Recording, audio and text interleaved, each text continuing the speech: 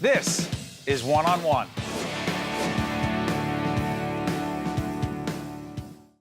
We are pleased to welcome for the first time on our set Paul Van Ostenbridge, President and Chief Executive Officer, Atlantic Stewardship Bank. Good to see you, Paul. Very good to see you, too. Great to be here. You have a fascinating bank with a fascinating culture.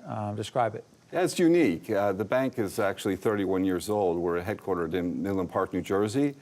The purpose of the bank was first started to be a tithing bank, a Christian concept that comes out of the Old Testament, where 10% of whatever we earn is given back, and we've been doing that ever since the bank was started. So to date, we've been able to give over $9 million to various Christian and local civic organizations. It's a great concept, and it's something that's very well embraced by our shareholders and the communities we serve. Why do that?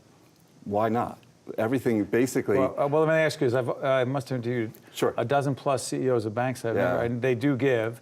They do. But not with that structure. Right. Why that structure? It's actually, it comes from the Christian commitment of the founders of the bank, and that's something that they do in their own lives and something that they incorporate in their own businesses. So years ago, 30 years ago when we first started the bank, it was the first time that the banking industry in New Jersey started to go through mergers. That's right. Something they had never seen before. And they were losing contact with the community bankers that they had known for many, many years. So they decided, like, this is a good time to start a community bank. And if we're going to do that, let's build the tithing concept right into it. So, you know, and certainly in the beginning, there was a lot of skepticism by my competitors, like, how are you going to be able to manage that and manage your earnings? Explain those economics. Right, exactly. And so, but, you know, when you build it in right from the beginning, it works. And we've just kept that with us all the way through. We've tithed every year for the past 31 years. The kinds of employees that you attract, yes. Are they connected to that Yes, mission? they are. For the most part, they are. Certainly, you don't have to be Christian to bank with it to work for us, but you know it attracts people that are like-minded.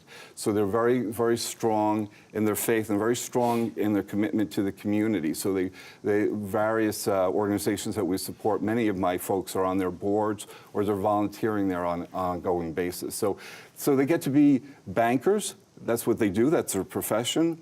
But they come in and they join our family, and it's just worked really, really well. You know, it's so interesting. Our chairman of the board of our production company, Walker Reno. Yes, he's a great guy. He is the best guy. When he told us about you, when we were talking about the bank, he's also a branding expert. He is. You know, we talked about the branding of the bank. How do you attempt to position the bank in the marketplace from a branding perspective? Well, thanks to Walter, he came up with a great slogan for us, and it's called "Faithful to Our Customers." That's what he said. And it's terrific. It suits us so well because it fits on various levels, whether it be on a business level or a consumer level. That's what the bank is there for. We're all about experience by Atlantic Stewardship Bank. It's not just a transaction bank, not at all. But I can ask you something about devil's advocate. Excuse the pun there. That's fine. When you say, you know, that whole faithful to our customers. Yes. Is there a part of, or are there folks out there that are, I'm going to use the word candidly, turned off by or thrown off by, or they have to understand that faithful part or think that there's proselytizing going on? Right. You get what I'm saying? I understand the question. I mean, you walk into our branch and it looks just like a regular bank. There's no symbolism. Right. There's nothing. There's not a cross. I looked at your website. I don't see it. No, it's all about one-on-one and relationships, and that's when you start to get it. So as far as turning others off, not really, because what we have is many people come and bank with us, and they don't care what we do with our money, just as long as we're servicing them, understanding their needs, and providing the services. So there's really double entendre there. I mean, you are faithful. We are. Attempting to be faithful to your customers, which is a big deal. Right. But it's also talking about that other side of the equation. Let me ask you. Yes.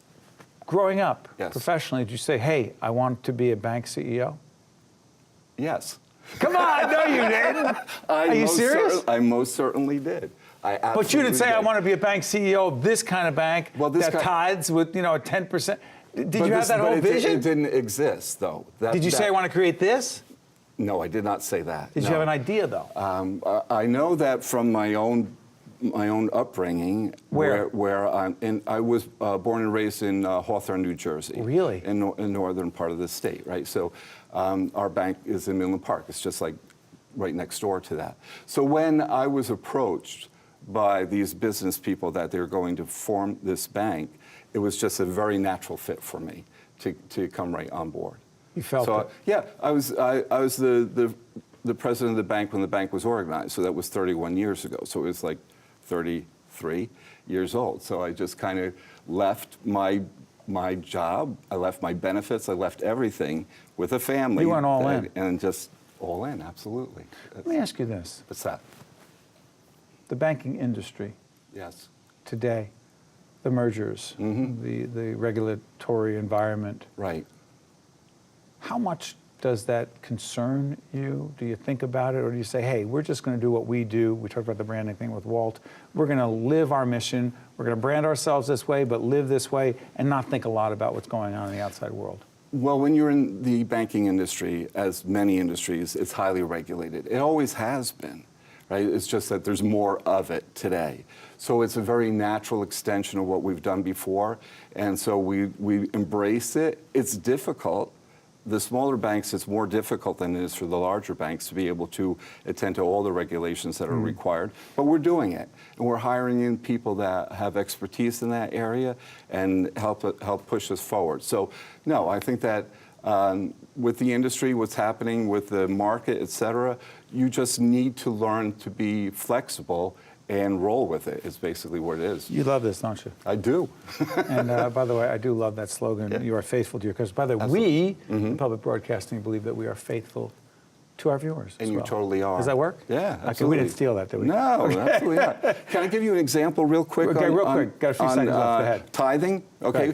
Go out and we hand out checks to people that don't understand that they're getting a check. Go ahead. Walked into a school a couple of years ago, a Christian school. They didn't know we were coming, gave her a check. Principal says, she started crying. I said, is everything okay? She said, the boiler broke in this school yesterday. I had to hire a plumber to go ahead and fix that and go out on faith. I did not have the money to pay for the plumber, keep the kids warm. She said, your check pays 100% of what that bill was that I just got. How good does that feel? It's so fantastic. That's why you got in this. Absolutely. Paul, keep up doing what you're doing. President and CEO of Atlantic Stewardship Bank. We wish you nothing but the best. Thank you. Appreciate Thank it. you so much. Thanks for having Stay me. right there. Okay. Right back right after this.